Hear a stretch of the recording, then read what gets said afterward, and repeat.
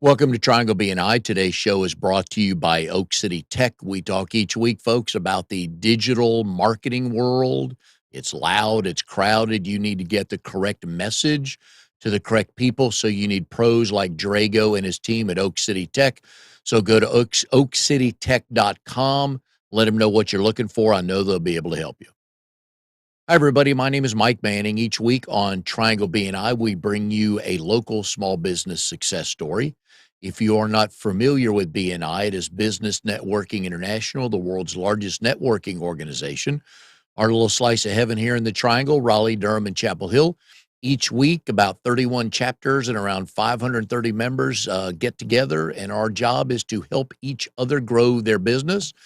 And our local small business success story is Emily Jolley. Emily is a USHealth advisor. She is also part of RD06 Profits in the Park. They meet Tuesdays at 9 a.m. at Hope Community Church in Morrisville, where Emily is the visitor host, which tells you she's very nice. Emily, good to have you on the show. How are you today? Thanks, Mike. It's great to be on the show, and I'm doing well. How about yourself? Doing well now that we got all of our technical issues out of the way. It's a I mad know. scramble, which is why I ask everybody to log on early. You just never know. So, You never know. That was smart. yep. Yeah, we have our moments. Yes. So glad to have you, U.S. Health Advisor. So, what I've learned in BNI and doing the show is this insurance stuff, it scares us. It's like, oh my God, what do I need? What do I have? Do I really need it? But the other thing I've learned is people don't, especially in your world, in health insurance, life insurance, all the good stuff, they don't realize how many options they have. And with someone like you, I mean, they can call and get a ton of options that I'm sure they never knew existed. That's so true. We are kind of under the radar in so many ways. Most people think that their options for health insurance are either their employer, Mm. their spouse's employer, or the marketplace. And while those are all really good options, they're not necessarily your best options, and they're certainly not your only option. So we are an independent private insurer who can do a lot of things that your more standard ACA or employer plan can't do. I know you get a number of calls from people, probably a lot of times in transition. Mhm. And they're probably, I won't say the word freaked out, but I bet they are very concerned on how quick can I make sure me and or my family is covered. Yes, absolutely. We get a lot of people who are leaving jobs or starting their own business. Self-employed people are some of our biggest market because their only option at that point is the marketplace, which is great if you have pre-existing conditions or if you qualify for a good subsidy, meaning that the government pays for a portion of your health coverage. If you don't, or if you prioritize coverage over cost, then we're a better option for you. Small business ownership, we're excited to do it. We're looking to cut costs. What do I really need to spend in the first couple of months? And I always feel like in your world, it's kind of like when we fly and the flight attendants are doing the walkthrough at the beginning where they show you the placard and the exit line, stuff like that, exit doors. But the most important thing they tell us is when the oxygen mask drops down and you are with a small child, put yours on first. Mhm. And I feel it's that way with small business owners. They got to take care of themselves first because the business is dependent on them. Absolutely. And often, if you're owning a small business, you're probably traveling, right? You're Mhm. probably, at least going from Raleigh to Durham to Chapel Hill. You're probably traveling a little bit outside of the state. Our coverage is nationwide. So why would you limit yourself to only being able to go to UNC or Duke when with our plans you can go anywhere you want? That's taking care of yourself. If you have cancer and you want to go to John Hopkins, you don't want an insurance company telling you, no, that's not a network, right? So we're able to put people in the best place, especially if they're traveling. So, travel nurses, anybody who is traveling for business or even going on vacation a lot. If you've retired and you haven't hit 65, good option for you. You're coming up on a year Mhm. as a health advisor. What are some of the neatest things you've learned about how you can help people? Well, before I did this, I worked in small businesses. Mm. So I was very familiar with the challenges of offering health coverage to the employees. And one of the things that larger group coverages do that we don't is that they require that the employer pay a certain amount towards their employees' health coverage. They require a minimum participation rate, meaning that if a certain number of employees don't take them up on the offer, then the insurance company is not going to say that that's worth their time. So they're not going to allow the business to do that group coverage. And then they also require a COBRA option, meaning that if an Mm. employee leaves, the employer has to offer 18 months of health coverage. Now, the employee has to pay that premium, but the employer has to worry about getting money from an employee who's no longer with the company. So, US Health Advisors has none of those restrictions because we're private. So, if an employee wants our coverage, then they can get it as a payroll deduction, meaning that the business owner doesn't have to contribute towards that employee's coverage if they don't want to. So, if you're just starting out in a business and you don't have the capital to do that, but you want to offer benefits, we're a perfect fit. As your business gets bigger and you decide that you want to start paying towards some of your employees' health coverage, that's a really easy transition for us to make. We don't have minimum participation requirements, meaning that if 1 out of 10 employees wants our coverage, that's fine. And they're technically individual plans. So the employee can take that plan with them when they leave. We switch the payment information, and the employer never has to worry about it. So we make it really, really easy for small businesses to offer benefits without all of the headache and requirements that traditionally come with group benefits. The more I talk with small business owners and folks like you in industries that have an impact on hiring, well, first of all, we see all kinds of jobs open. We see, depending on what report you read as to the unemployment market and, who's out there, who's available. But I've learned that any kind of insurance benefits like you guys provide, that's client retention for me right there. So when you identify, "Oh, we really wanna hire Emily. What else can we do to sweeten the package?" And it really Mhm. doesn't cost that much.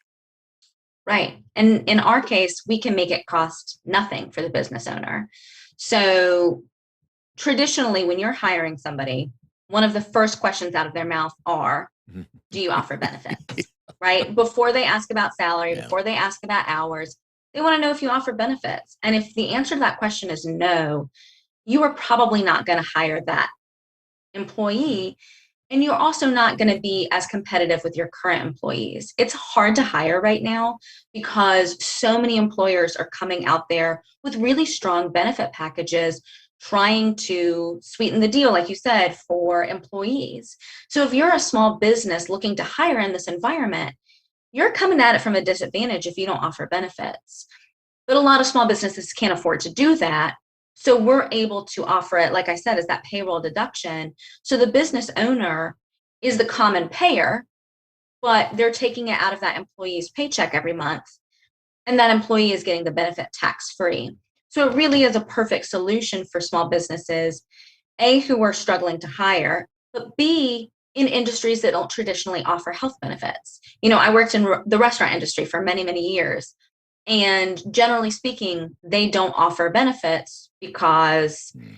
it really just doesn't work for their profit model. So we would be an ideal fit for somebody in the restaurant industry because if you've been to a restaurant recently, how many signs have you seen on the door saying, "Hey, pardon us, we're short Yeah. staffed, please be patient"? Well, if you offered benefits, it might be a little bit of an easier sell to get those employees in the door. I would imagine you have quite a few phone calls where you state what you could offer to small business owners, and then there's this long pause. I think generally speaking, because nobody's ever heard of anything like that, Mm. right? I think generally speaking, there's a lot of doubt that we can really be doing the things that we're doing. And it takes a while. I mean, when you're in sales, it takes a while for people to trust you anyway, right? Oh, yeah. When you're telling them that you can basically do the impossible, it takes them even longer to trust you. But it's worth it in the end for them because they're able to retain staff that they maybe otherwise wouldn't have retained. They're able to hire in ways that maybe they couldn't before. So it's definitely worth the conversation. People just have to be open to it. Do they call you before or after they have started their business? I know the answer is to when should they, but do they call you before or after they've started? Generally, it's after, Mm, and they realize how difficult the hiring process really yeah. is. For solopreneurs, do you get many of them? And obviously, you can help anybody. Well, I hate using the word anybody and everybody, but for the most part, you can help a good number of small business owners, even the solopreneurs. Yes, so we can help, businesses from one employee to 49 employees. Solopreneurs are definitely part of our target market. Again, because if they're not getting benefits through their spouse, Mm, then they're out there stuck with the marketplace.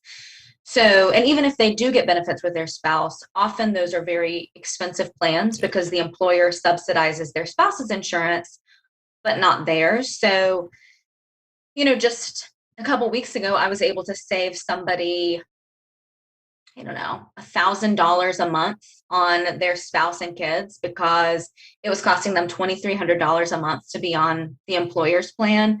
I took the spouse and kids off and brought them on to mine and saved them $1,000 a month. I mean, that's not pennies. Oh, no, that's a huge numbers, but we never knew. Well, okay, so let me back up here. So let's just say you and I are more than an hour apart age-wise. Just a stretch though. The gray hairs from the camera, it's not from my head, okay?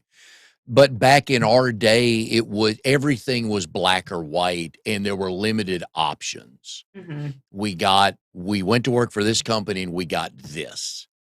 And if we left and that, we put in our, if it was a week before we could start again, we just heard stories about Cobra. And the only thing we knew about Cobra was it was expensive. Right. It is very expensive, but I mean, basically, it's the whole cost of your policy, Yeah. right? So if your employer pays 50%, Mm. now you're responsible for that other 50%. So we hear horror stories about Cobra, and I have definitely seen horror stories about Cobra in terms of pricing, but I've also seen pretty reasonable options. And I think that that just depends on where your employer got their health benefits and how large the business is, because obviously for the insurer, the larger the business, the more reasonable the cost because you're getting more people to pay into the pot. Yeah, and I'm assuming listening today, there's somebody thinking about starting their own business. I W hope that there is somebody listening There today. will be, yes, and they will be thinking about starting a business either today or maybe December 1. From an insurance standpoint, what do they need to do for themselves first if they're going out on their own, starting their own business? Call me. My Okay, number's listed on the bottom of the screen. there you go. Um, yeah, they need to price some options. They need to price if they're married. They need to price what it would be to get on their spouse's plan. Mm, And there's usually an open enrollment period for that, so they need to make sure that that is going to coincide with when they need benefits. There is the marketplace, so they would want to look into the marketplace and compare cost and coverage, and then they would want to talk to me because I'm an honest person. If my plan is not going to be best for you in terms of coverage and price, I'm going to tell you. And then if you've got pre-existing conditions, my plan might not be the best for you. You might want to go for the marketplace or your spouse's plan. So having a trusted, we're health advisors for a reason, having a trusted advisor who can tell you, okay, these are your three options. This is what the pricing looks like. This is what the coverage looks like. This is what I'm reading as the best option for you. Having that person is crucial because health insurance is designed to be confusing and frustrating.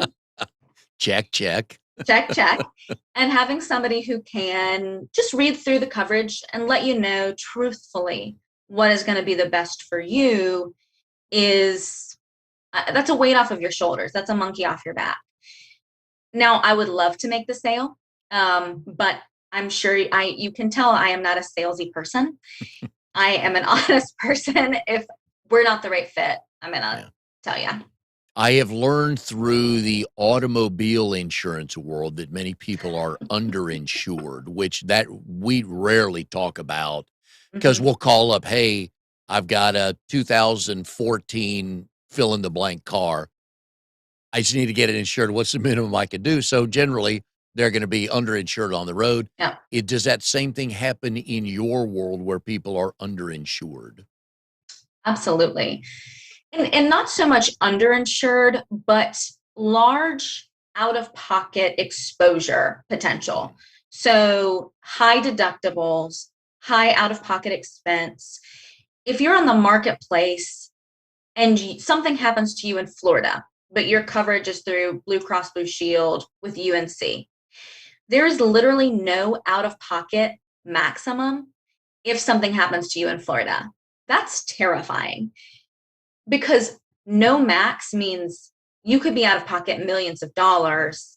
I mean, that would be extreme, of course, but you could be out of pocket millions of dollars and there's no safety net for you. With our plans, we build in a safety net that's going to insulate you from those out of pocket expenses. But oftentimes, that is the very thing that people want to cut out of their policies to save on premium. And that's the worst thing that you can do because obviously, just like with auto insurance, you never want to have to use it. But when you do need to use it, you're glad that it's there. And you're glad that somebody has built the policy the way that they have for you. So instead of paying $17,000 out of pocket, you're not paying anything out of pocket. It's the old I don't need it till I need it. And that's why Right. it's not a big deal because I don't need it right now. I'm like, but And that it's big, like yeah. 20 extra dollars a month that Yeah. it's going to save you like Yeah. $8,000 if something happens. Oh, yeah. It takes a lot of months for $20 to add up to 8,000. Yes. Oh, I agree. I agree. I always enjoy doing intel on my guests for the week, and I go on to the internet and I just start typing names and see what comes up, and sometimes it's interesting. One of my favorite things, which has happened before, I'll just say it this way, is their name is actually the name of somebody who's been arrested in like 3 different states, not you, but Oh, but I've seen also others. me. Yeah. Oh, really?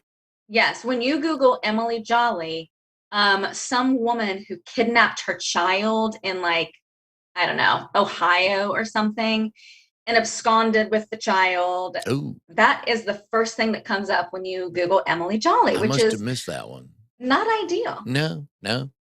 And Not usually, ideal. and I thought, well, it can't be the same one because she has an E in her name, and others came up spelling it that way. I don't know why. What was your maiden name? It's Jolley. I never changed my Oh, name. okay. All right. Fair Hmm. enough. Well, easy to spell then. Don't have Easy to to change the spell. towels, things like that, right? Right. Also, why would I ever change I mean, Emily I'm Jolley. I mean, that's Jolly. Yeah. just, Oh, yeah. yeah. Yep. I like that. Like that. College of Charleston, you got a bachelor of arts in religious studies. Yes. Hmm. So how did we get here? That's a great question, Mike. How did we get here? Let's see. So religious studies. I mean, I grew up in Asheville. It's a very spiritual place, a lot of curious people there. So when I Yes. went to College of Charleston, I just took some elective classes in religious studies. And then before I realized that I had taken mostly religious studies classes. And so it was going to be really easy for me to just go ahead on and get my major in religious studies. It was right after 9/11. So a lot of people were curious about other religions and specifically Islam. So College of Charleston has a great religious studies program. It's not just, Christianity, Judaism, Islam. A lot of my classes were religion after 9/11, Western esotericism. So it kept me interested. And I didn't really plan on doing anything with it out of college, but it got me through college and I enjoyed every bit of it. Um, and then I was working full time in a restaurant when I was in college. And I'm a highly competitive person. So I made sure that I worked my way up to the top. And then I ran that restaurant until I went to Central America to teach English in Costa Rica. Yep. All right. So hold that right there. We'll come back to Central America. Okay. Your first job, what was the name of the restaurant? It was Papa Zuzu's. It was a Greek restaurant. It was like a galley kitchen. It was basically like in Charleston, there's not a whole lot of space, right? So it was literally an alley that somebody had converted into a restaurant. Probably not two of me would fit with my arms straight out. And there was no air conditioning. There was just a fan that would, pull the heat from the restaurant out into the street. And I loved it. Yeah, I started as a dishwasher and a cashier at the register. And then the cooks would go to the freezer and do things that they shouldn't be doing while at work.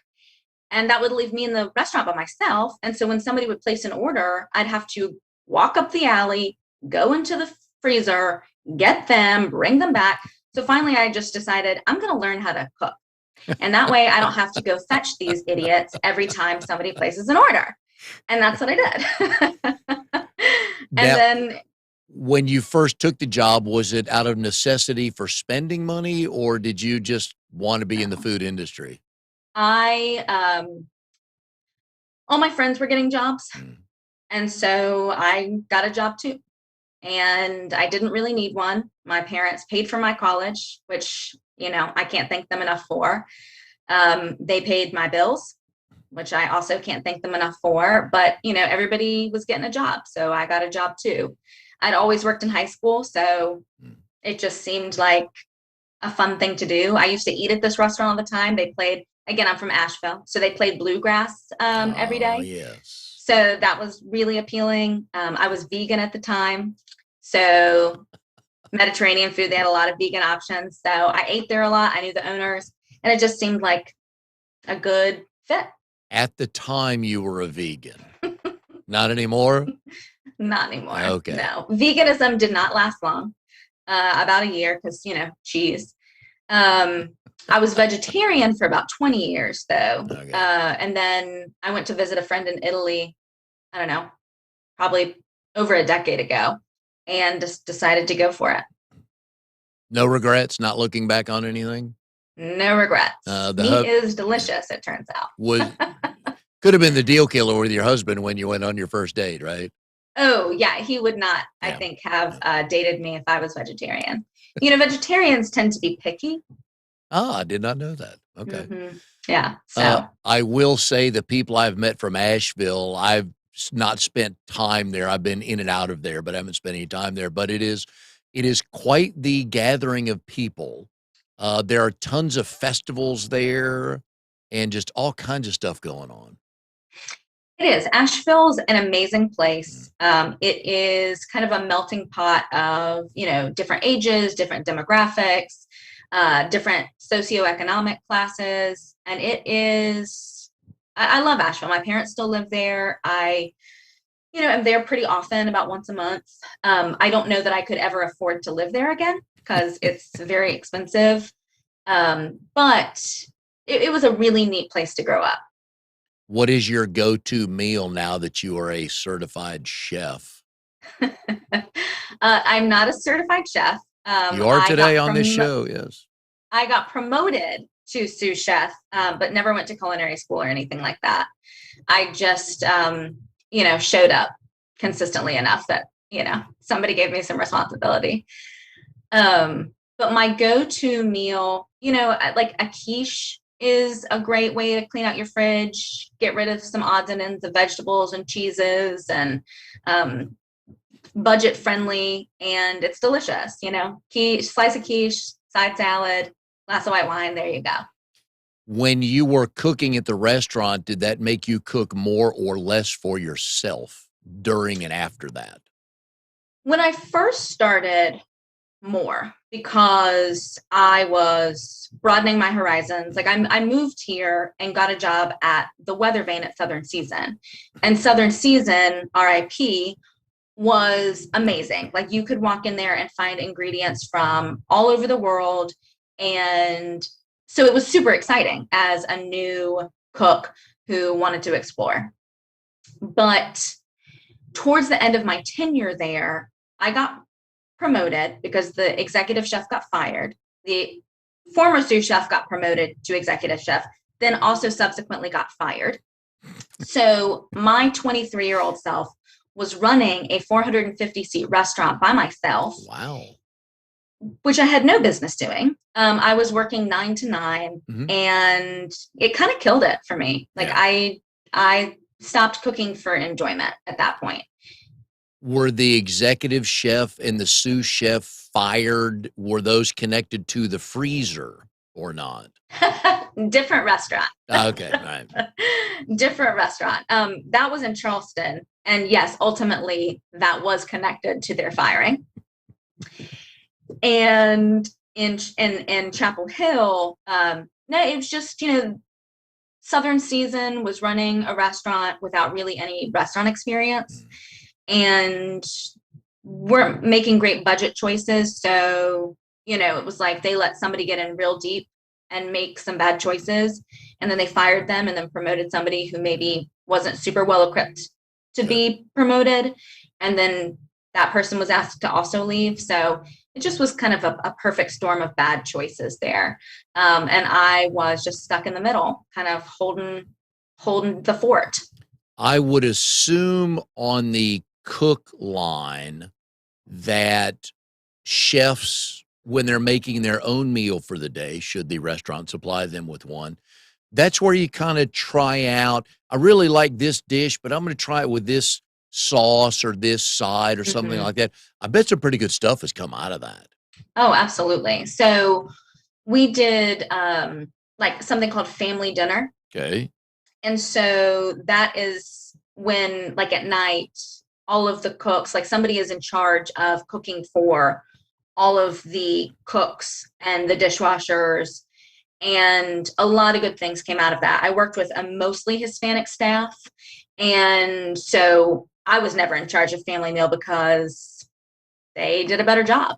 And they cooked some really, really delicious stuff that never would have been on the menu at Weather Vane, but probably everybody who would eat at the Weather Vane would have loved it. So a lot of good stuff came out of family meal.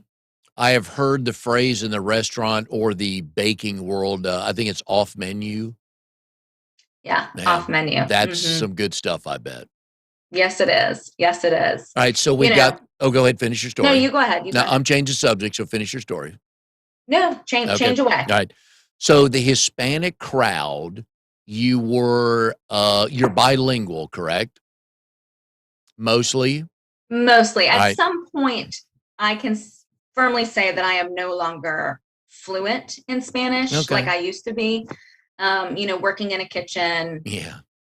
I mean, you're just kind of forced into it. And Yeah. I'm a decade removed from that. Okay.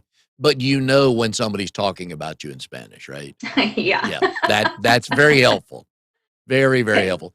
All right. Yes, it is. So you were about to tell a story when I derailed you about how you headed to Central America. Yes. So I headed to Central America to Costa Rica to teach English. I got there and pretty quickly realized that I did not want to be doing that. So I traveled for 4 months instead, lived in Costa Rica for 2 of those months, Nicaragua for 1, and then made my way up to Mexico and came home from there about 4 months later. So, and then I moved to this area, to the Chapel Hill area. I've heard Costa Rica's gorgeous. Costa Rica is gorgeous. My time there was great. I was young. I was, 22 maybe. And I traveled by myself a lot, which is generally speaking not recommended. So if there's any 22-year-old women out there listening, don't do that.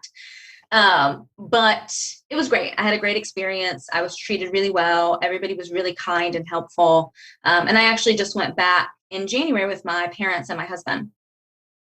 And you didn't stay in that job long because I never time. took the job. Okay. I came for an interview. and decided that I didn't want to be living in San Jose, which is the capital. Mm. Um, so I decided to travel instead. Nice. Good call. Your It passport was. looks nice, right? Yeah. A lot of I've got stamps a on pretty it. full passport. There Yeah. you go. I like that. So your hubby's name is? Brandon. Okay. I always like Brandon. asking people on the show that are married. Go, yeah, really. I always like asking people on the show that are married. How did you two meet? And do you both tell the story the same way? I think we would tell the story a little bit differently. I met Brandon at the James Joyce in downtown Durham. And I was with my friends on one side of the patio. He was with his friends on the other side of the patio. And I keep catching this guy just eyeing me. I'm like, why is this guy just keep looking at me? So I get up and I go to the bathroom, and we're passing in the hallway, and I hold the door for him. He would argue that he held it for me, but that's not the case. And then it started to downpour. So everybody Wow. had to run inside, and there was only one table left because it was Duke graduation weekend. So there was just tons of Duke students at the James Joyce.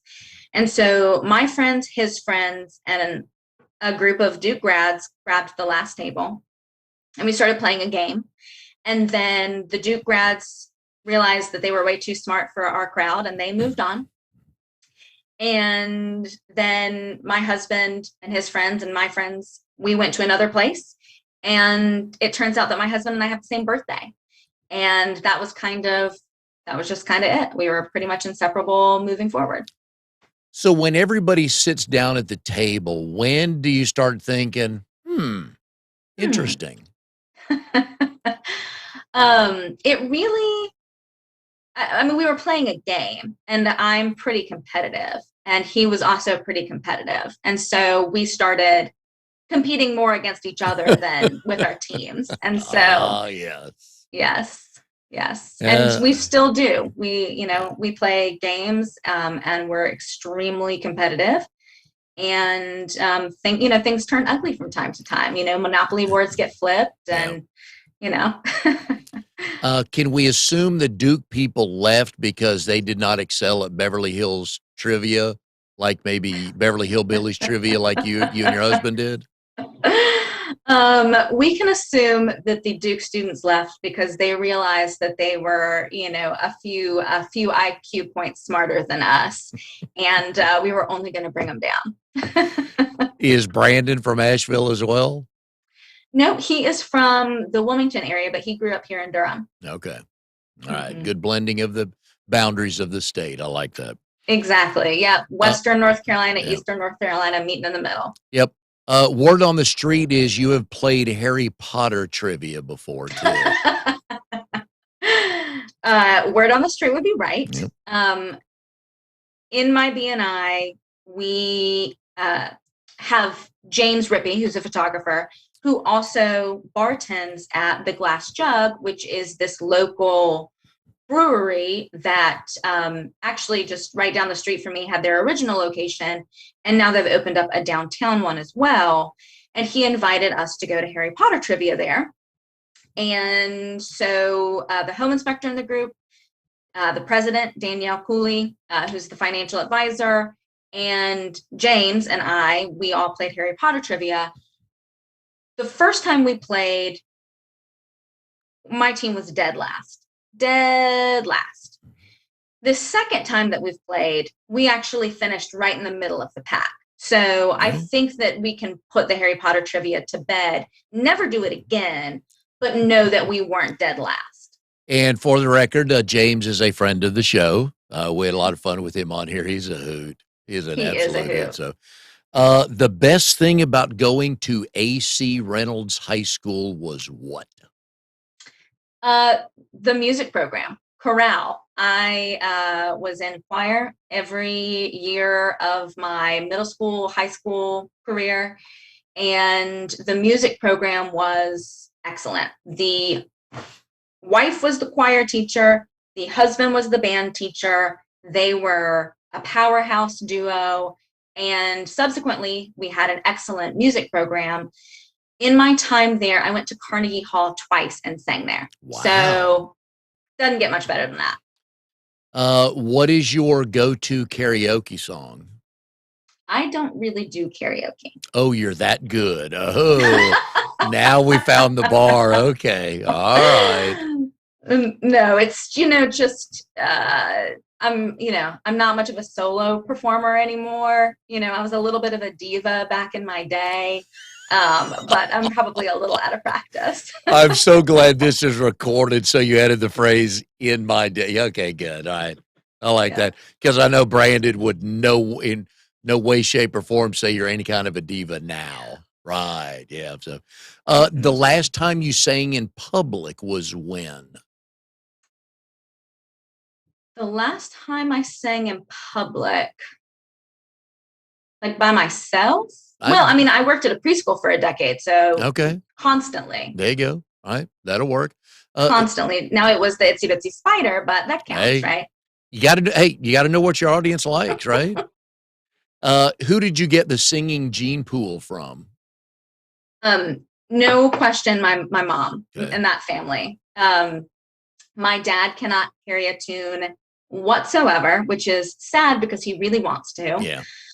My mom, her whole family's musical. My grandparents, my aunts and uncles, that whole family is musical.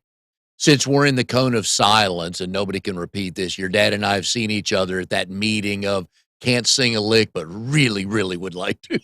Really, really would like to. There's a lot of people at that meeting, Emily, and it's always, yeah. I find it, I admire the people who will sing publicly, even though they know they're horrible, just because they enjoy doing it. But I just don't always need to hear you sing that bad. My dad has one note. I think he thinks that he's like varying it to go along with the tune, but it's one, That's why inside our headspace is so good because you're finished like, not bad. Not bad. And mind you, all the cousins and grandkids and nieces and nephews have left the house. He stopped singing publicly a long time ago. Yeah, and your mom married him anyways, right? Yep. Yeah. But that was probably something at the altar she made him repeat in the vows. Now, you and I in a previous conversation were talking about food. Mm-hmm. And we both agreed that you should never make cauliflower pizza crust. Yeah, we did. Yeah, there are just some things that just are wrong, and that violates even rules that haven't been written down yet about pizza. And, I will say, if you have the tragedy of having to be gluten-free. True. And cauliflower is your only option to eat pizza, then by all means, you don't know what you're missing anyway. Yeah. If you can eat gluten, what are you doing? Yeah. What are you doing? Yeah. You can't do that to pizza. You don't have to. Oh my gosh. Yeah. Cauliflower has no place near pizza. No. So for the gluten-free crowd, we feel for you because you're missing a lot and we understand that. But if you're doing that by choice, you need to go see some counseling. Something is seriously wrong with you. Yeah. Because if you're eating pizza, like you're already making an unhealthy eating choice. Yeah. Don't try to make it healthy. No, gosh, no. Just double down. Yeah. It's like caffeine-free Diet Coke. Why? That's actually the very Coke that my mom buys. And I drank that for a long time. I went through, this would have been, so I got out of college, 83. So probably almost till about 2000. I just drank Coke. My mom drank Coke growing up, so that's a soft drink I learned on, even though I'm from here. And he eventually started the regular, and then the body goes, might want to try diet, which of course is totally healthy. Everybody knows it because it says diet. And then after a while, it's like, you're probably drinking too much caffeine. You're in your 40s. Right. I'm like, no fun. No fun. Yeah. There's nothing worse than a Diet Coke. I'm just going to say it. I've not had one in years. I did the smart thing, though, to save my health and my teeth. I shifted straight to sweet tea. Can I get health insurance for that? Is that much better than soda? I don't know. Oh, yeah. It tastes way better.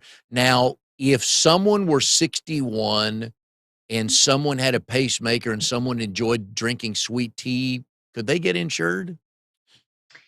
The sweet tea is not going to knock you out of the running.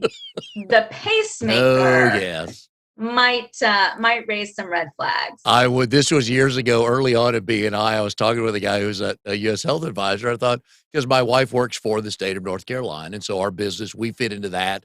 I'm on my Mhm. wife's plan, which can be a bit pricey. Yeah. And so we're having a good conversation, healthy, played sports, you ever non-smoker, social drinker, stuff like that. And then I mentioned pacemaker, and he went, "Oh, we're done." So I'm like, that's just wrong to judge people on that. But I tried to explain to him, I was like, dude, it's keeping me alive. He goes, we're not insuring you, we're insuring the pacemaker. What if it doesn't work that one day? I'm like, no, there's no room for logic in health insurance. There's no room for logic in health No. insurance.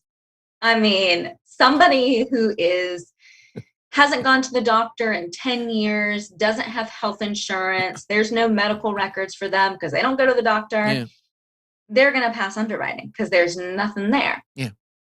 Somebody who takes care of themselves and Mm. asks a bunch of questions of the doctor, their medical record is going to be chock full of red flags, even though they're taking care of themselves. Yeah. And they're not going to pass underwriting. I know. I thought that's a cold, cruel world. So Health insurance is not about the warm and fuzzies, that's for sure. no, I started Googling overseas health plans, and that didn't go any better. Sales. Sales. You're in sales, right? You know that. Yeah. Which is, cold calling blows. Oh, it's the Yeah. worst. So how does somebody get into the health insurance world? Why do they want to do that? How do you get into that? Do you have to be a good salesperson to be in it? I don't know that I would consider myself a great salesperson. I'm probably a little too forthcoming for that. But ultimately, that is what I'm doing, right? Every time I write somebody a policy, I'm selling them something. But I think that I frame it a little bit differently in my mind. I'm helping someone, right? Yes, you are. Even though I'm benefiting from that monetarily at some point. But you don't have to be good at sales to get into health insurance. You do need to have a passion for it, though, because it's a dry business, right? It's tedious to get licensed because the material is very, very dry. You have to be passionate about it, and you have to be passionate about the people that you're helping. Otherwise, it would just be, I think, one of the more miserable jobs. For some of the folks that are listening and watching today, somebody's going to go, I probably should look at my policy. Yes. What's the first couple things they need to look for in their policy to make them think, I probably should call Emily? So there's three things that you should look for. You should look for your deductible, meaning the amount of money that you have to pay out of pocket before your insurance starts paying. You should look at your co-insurance. So once that deductible has been met, what is the percentage that the insurance company is going to pay moving forward? So traditionally it's, 60-40, which is not good, 70-30, which is not good, 80-20, which is good, and then very rarely 90-10. And then they should also look at their out-of-pocket max. So if something happened to them out of network, what is the max out of pocket that they would spend in the case of an emergency? Those are the three things that you should look at to kind of gauge the quality of your coverage. And then call you. And then call me. And we've been putting Emily's phone number on the screen. Again, she will just tell you. She'll look at it. And because I've had people tell this, I do not have insurance through Emily. Let me say that. But I've talked to people that work with her, and they're like, she'll tell you. If it's good, it's good. If it's not, I can help. So, and Exactly. because you're in the education field is really what you are. It is. And I'm willing to look at anybody's policy and let them know what they've got. I have a family friend who, while I was in Costa Rica in January, is texting me, and she's like, I'm just not sure about my insurance. I just feel like I'm paying for a lot and I'm not really getting much. So she literally sent me her policy documents while I was in Costa Rica, and I looked at them and we had a quick Zoom, and I said, it's not perfect coverage, but it's pretty good coverage.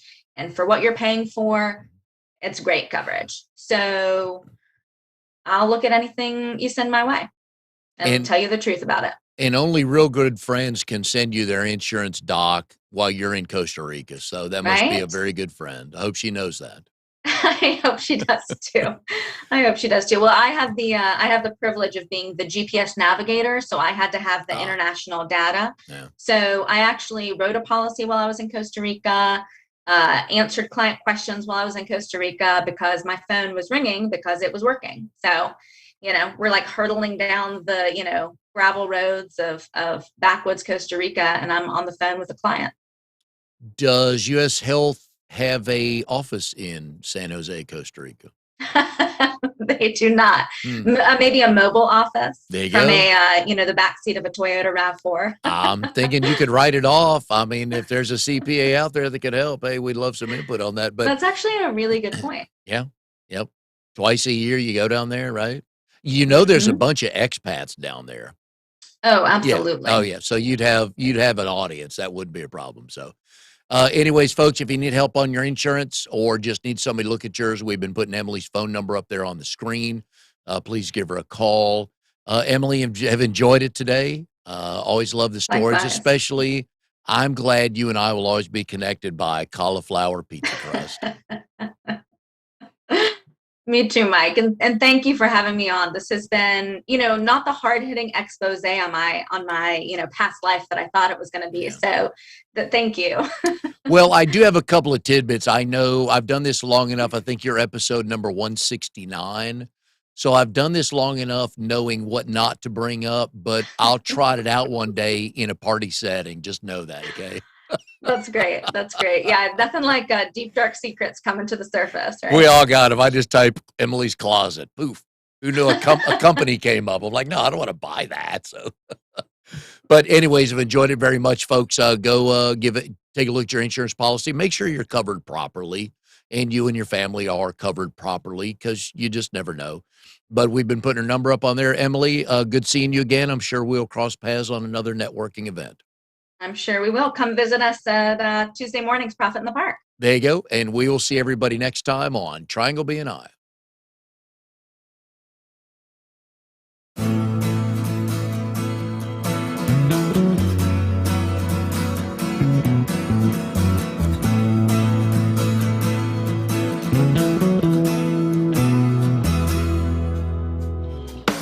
You are tuned to the Nissan Communications Network.